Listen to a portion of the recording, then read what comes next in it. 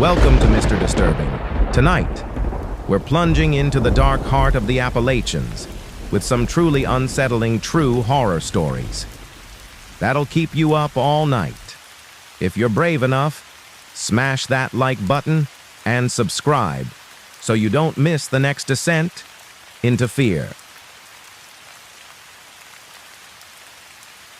My name is Ethan Carter. I'm 34 years old.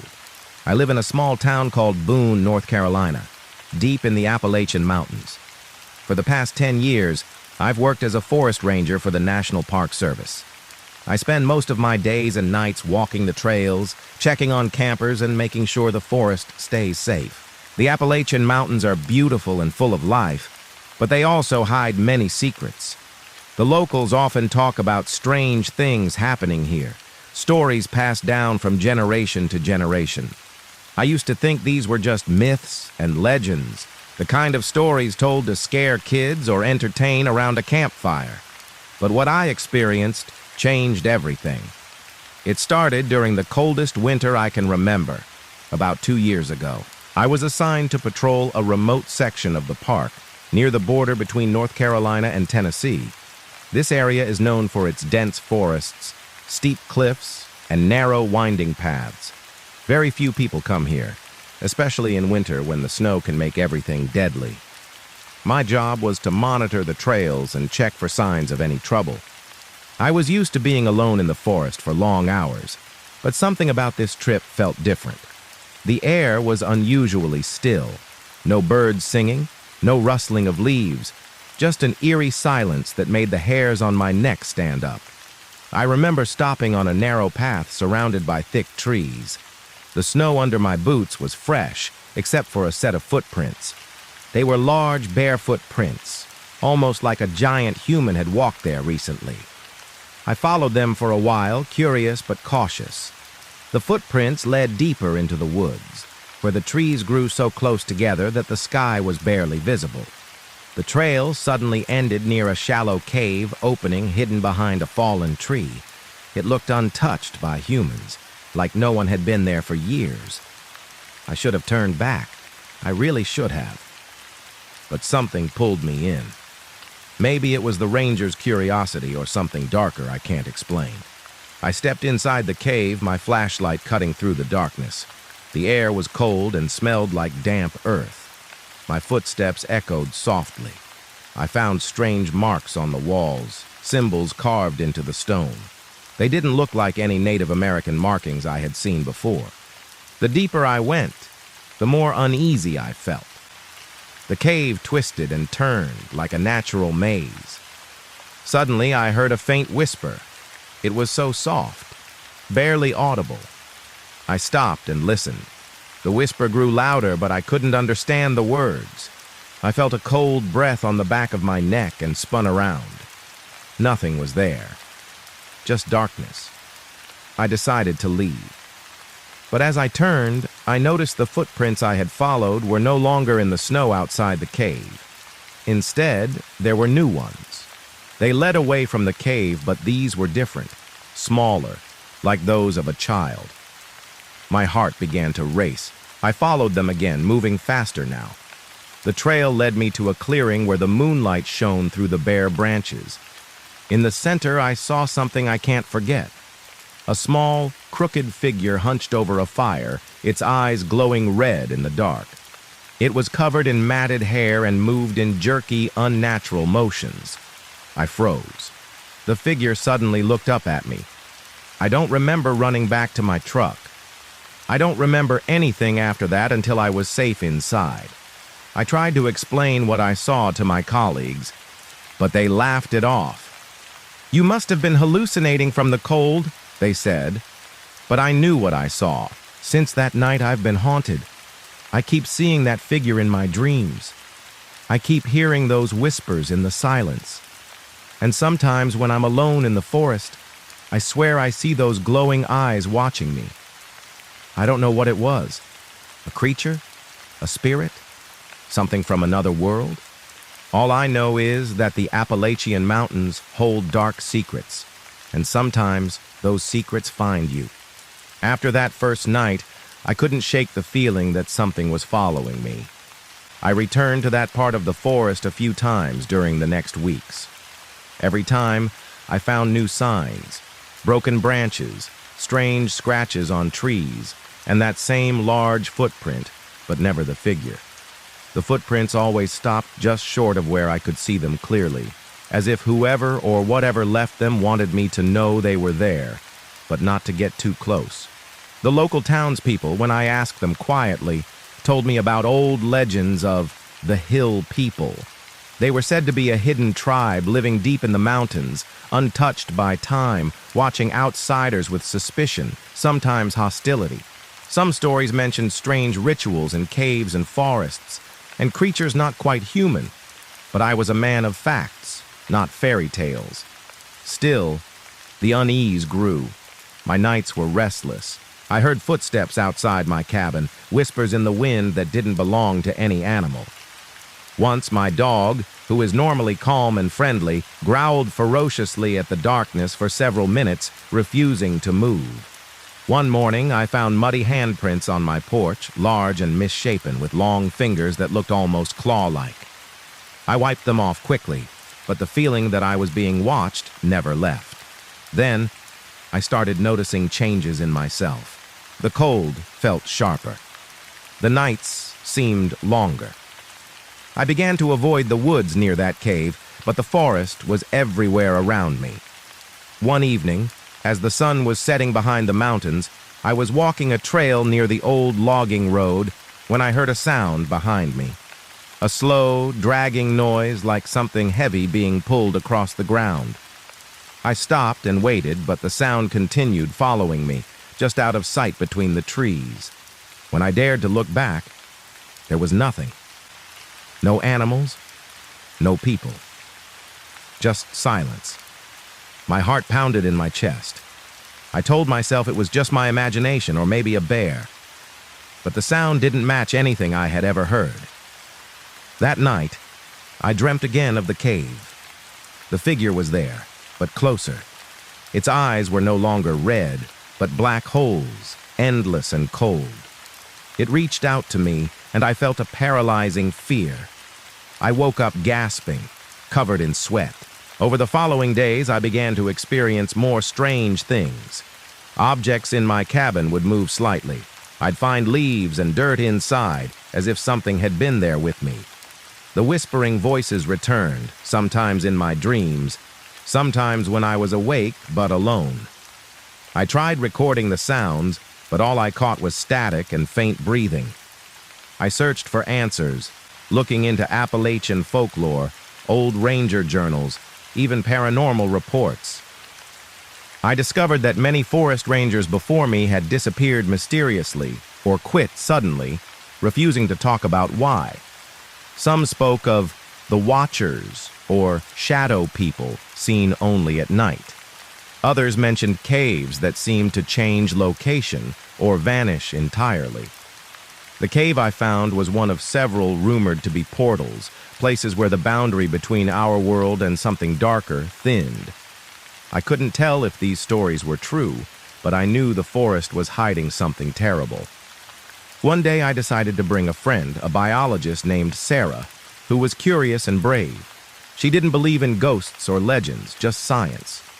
We planned to explore the cave together during daylight, hoping to find rational explanations for the carvings and strange atmosphere. When we arrived, the cave looked smaller in the daylight, almost like a hole in the ground covered by moss and vines. Inside, the air was still cold, and the strange symbols were more detailed, but Sarah said they resembled old tribal art from a forgotten people. We took photos and samples, but then we heard it, that whispering again, just beyond the flashlight's beam. It wasn't a voice this time, but a low chanting, almost hypnotic. Sarah froze, pale.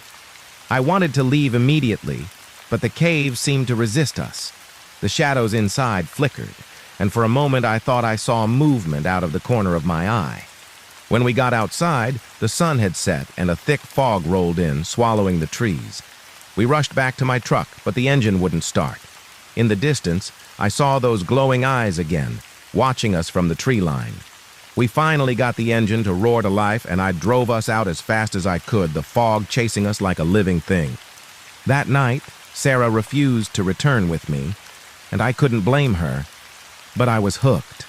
I needed to understand what was out there. Was it an ancient tribe, some unknown creature, or something else entirely? The mountains seemed alive, and they weren't ready to let me go. After that night with Sarah, everything changed. I couldn't stay away from the forest, no matter how hard I tried. The feeling of being watched grew stronger, more oppressive. I started keeping a journal, documenting everything I saw and heard, hoping to make sense of it all. The locals began to avoid me, whispering about the crazy ranger who had been seen wandering the woods at odd hours, talking to himself. I was losing touch with reality, or so it seemed. One evening, I returned to the cave alone, determined to face whatever was there. The fog had returned, thick and choking. The footprints were back, larger than ever, circling the entrance like a warning. I stepped inside slowly, flashlight in hand, heart pounding. The air inside was cold and heavy, almost suffocating. The symbols on the walls seemed to pulse faintly in the dim light. I moved deeper, and then I heard it again, the whispering. This time the voices were clearer, but the words made no sense. It was a language I couldn't understand, filled with pain and anger. Suddenly a shape emerged from the darkness. It was taller than a man, covered in tangled hair with eyes that burned like embers. I froze, unable to move or look away.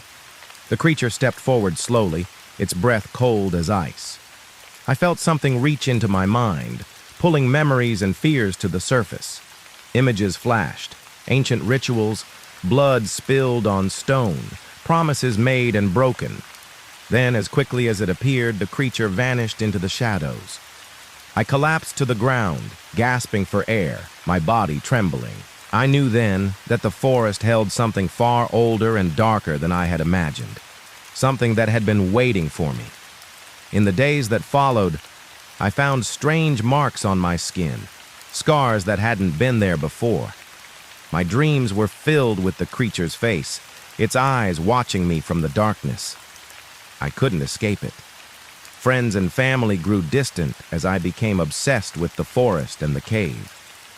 The line between waking and sleeping blurred. One night, I woke to the sound of footsteps outside my cabin. The whispers were louder now, surrounding me. I looked out the window and saw a group of shadowy figures standing at the edge of the trees. Their eyes glowed, their bodies twisted and unnatural. They didn't move, but I felt their gaze burning into me. I realized then that I was no longer just an observer. I had become a part of their world, trapped between the living and the forgotten. The mountains had claimed me, just as they had claimed those who came before. I don't know how long I will last. The forest waits patiently, its secrets growing darker with each passing day. Sometimes when the wind howls through the trees, I hear the whispers calling my name. I don't know if I will ever escape the Appalachian mountains' shadows, or if I even want to anymore. All I can do is write this down, hoping someone will find it and understand, because whatever is out there, it's still waiting, watching, and it never forgets. I arrived in late September. The air was already sharp with the coming cold. The road ended miles before the cabin, leaving a narrow path winding through thick pines. The sky was heavy with clouds, and the mountains seemed to breathe beneath a silver fog. My boots crushed dry leaves as I carried my pack toward the cabin, feeling the solitude press deeper with every step. The cabin was old but sturdy, its wooden bones creaking softly as the wind stirred outside. Inside, dust motes danced in the fading light, the smell of pine and earth thick in the air. I unpacked slowly, setting my lantern and tools by the fireplace, careful not to disturb the silence too much. As night fell, the shadows lengthened beyond the windows, and an uneasy feeling settled in my chest. I sat on the porch, watching the tree line blur into darkness. Suddenly, a faint tapping echoed from the forest edge. slow, deliberate. I strained to listen, but the sound ceased before I could identify its source. The night grew colder. My breath fogged before me. I tried to dismiss the tapping as branches rubbing in the wind, but the stillness felt wrong. The wind died entirely and the tapping returned, this time paired with a low, dragging sound, like something heavy moving across dead leaves. I shivered but stayed seated. The forest seemed to lean in closer. Then, without warning, all the noises stopped. The woods fell silent, too silent, as if holding their breath. I caught my own pulse, loud in my ears, and realized the fire had died without a trace of smoke. I gathered what little courage I had and retreated inside. As I locked the door, a shadow flickered at the edge of the window, long and thin, like a dark finger reaching just beyond sight. I blinked, but it was gone. Sleep was restless. Dreams filled with shifting shapes and whispered names I couldn't remember. I awoke at dawn to find muddy footprints on the porch, bare, large, and strangely uneven, leading away into the trees, but none returning. I didn't leave the cabin that morning. The footprints had unsettled me too much. Instead, I paced inside, watching the shadows move oddly against the walls, as if the darkness itself had weight. The forest outside remained silent, an oppressive hush pressing against the glass. I checked my gear. Everything seemed normal, yet the compass spun erratically, refusing to settle on any direction. The air smelled faintly of damp earth and something metallic I couldn't place. I decided to walk the ridge trail later, hoping to clear my mind, but as afternoon waned, the sky thickened with a low-hanging fog that seemed to seep from the earth itself. When I reached the edge of the tree line, the world beyond was swallowed in mist.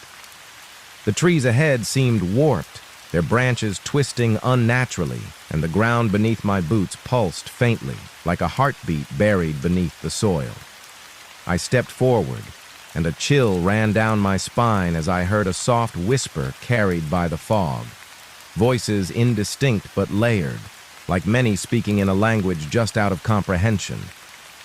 I stopped, heart pounding. The mist shifted and a figure appeared, standing motionless between two trees, tall, thin, featureless.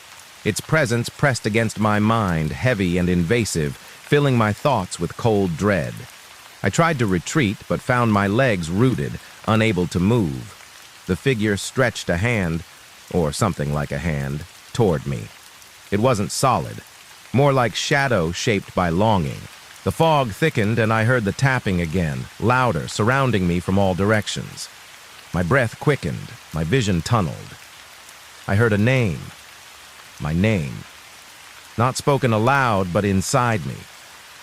The figure leaned closer, and suddenly I could see my own reflection in its depths, eyes wide with fear, mouth agape, frozen in silent scream. I broke free and ran, crashing through underbrush, branches tearing at my clothes. The forest seemed to close behind me, the mist swallowing the path until I stumbled back into the clearing near the cabin. I slammed the door, locked every latch, and sat trembling. The tapping didn't stop. It came from inside the walls now, slow, insistent. And beneath it all, a faint humming that grew louder, matching my own ragged heartbeat. I knew then I was not alone. Something waited, watching, patient, and it would not leave. The night swallowed everything. I stayed awake, every sense stretched thin, listening to the slow, rhythmic tapping that had become my shadow. The fire sputtered, then died, leaving me in darkness deeper than any natural night. The walls seemed to breathe, contracting and expanding, and the shadows on the floor shifted with a life of their own. I dared not move. Then, the window beside me fogged from the inside, and a long, narrow handprint traced slowly downward. I touched the glass. Cold. Not just cold, unnatural, as if frost had formed in defiance of the autumn air. The tapping stopped, silence so thick it pressed into my ears. Then, from the darkness, a low whisper. My name. Not spoken aloud, felt more than heard. I turned slowly and saw the figure again. Closer now, just beyond the threshold. Its face still featureless, but the faintest hint of a smile curled in the darkness. It stepped forward, and the floorboards creaked beneath its weight, a sound not my own. I felt my heart slow, then still. I opened my mouth to scream, but no sound emerged. The figure reached out, merging with my shadow. I felt a cold wave rise inside me, draining warmth and replacing it with an emptiness so vast I could feel it in my bones. I stumbled, but no longer alone. My own reflection blinked in the darkened window, eyes hollow, smile unfamiliar. I whispered to myself, a question I didn't want answered. Who waits at the tree line? The figure's presence answered not in words, but in silence that echoed through my mind, filling the space where my thoughts once lived. And as dawn crept over the ridge, I understood. I had become the thing waiting at the tree line. The line had not moved. It had claimed me.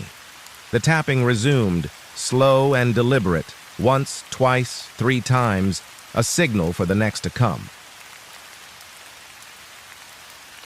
I moved here last September, right as the leaves began turning.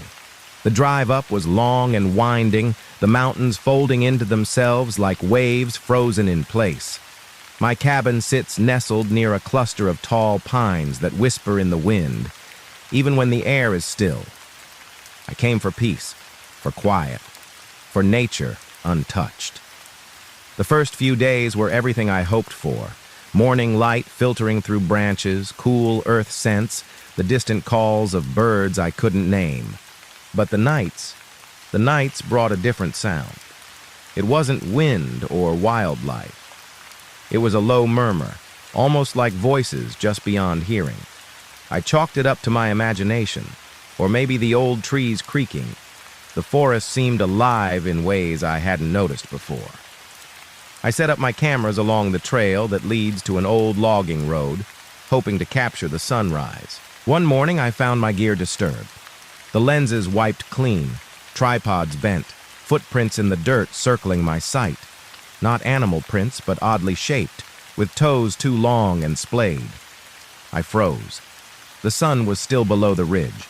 I called out, but heard only the murmuring grow louder. I followed the sound deeper into the woods, and noticed the trees leaned slightly toward me as if listening. The air grew colder. I reached a clearing. In the center, an old tree stump carved with strange symbols. Circles within circles, lines that seemed to pulse. I touched it, and the whispers stopped. Silence so thick I could hear my own heartbeat. The shadows shifted. The path back had changed. Leaves covered the trail where I'd come from. The forest closed in and the murmurs returned. But now they sounded like my own name, repeated softly, calling me further in. The whispers didn't stop. They grew louder as twilight bled into night, wrapping the forest in a thick veil. I couldn't tell if they were coming from the trees, the wind, or the very ground beneath my feet. Each step I took seemed heavier, like the earth was pulling me deeper into its secrets. My camera beeped, a low battery warning. But when I looked, the screen showed static flickering through shapes that weren't there moments ago. I tightened my grip and pushed onward, drawn by the voices that now felt urgent, almost pleading. The logging road I had once seen was gone, swallowed by brambles and shadow. The trees grew taller, their trunks warped and twisted like the limbs of creatures frozen mid-movement. I tried to turn back, but every direction looked the same, an endless sea of dark trunks and shifting leaves. My breathing came faster. The whispers turned to murmurs, then to soft words. I could make out phrases. Come closer. Don't be afraid. We remember you. I stopped cold, heart hammering. How could they know my name? Or worse, what I had forgotten? The forest around me seemed to pulse, a rhythm syncing with my racing heartbeat. Then a figure appeared between the trees. Tall, cloaked in shadows, its face hidden but its presence undeniable. It raised one hand slowly, beckoning me. I wanted to run but felt frozen, caught between fear and something deeper. A memory, perhaps, or a promise. The murmurs swelled to a crescendo, and I stepped forward, toward the thing that waited beneath the whispering pines. I stepped closer. The figure didn't move, but the air thickened, pressing against my skin like water. The whispers folded into one voice, low, ancient, and hungry. It spoke not with words, but with a feeling, a memory not my own. I felt the forest's pulse in my veins, the tree's breath in my lungs. My vision blurred, the pines twisting into faces, faces I knew, faces I'd forgotten, faces that were never alive but never dead. The ground beneath me softened, turning from dirt to something warm and breathing. I tried to pull away, but my feet rooted deeper, sinking slowly into the earth as the whispers grew louder, chanting now a litany of names, including mine, repeated over and over. The figure's hand reached out and my own lifted, moving on its own, as if the forest had claimed me already. I saw myself reflected in a pool of dark water nearby, but the reflection smiled with a mouth it didn't own. I sank lower, swallowed by the cold, the dark, the endless green. I wasn't afraid anymore. The voices folded into one last phrase, fading with the dawn. You belong to the whispering pines now. When I awoke, I was back at the cabin's doorstep. The forest was still, the trail clear, but the air was heavy with waiting. I don't know how long I've been here, or who I really am anymore. But sometimes at night, when the wind is still, I hear the whispers calling me back to the trees, to the place beneath the whispering pines, where some things never leave. They only wait,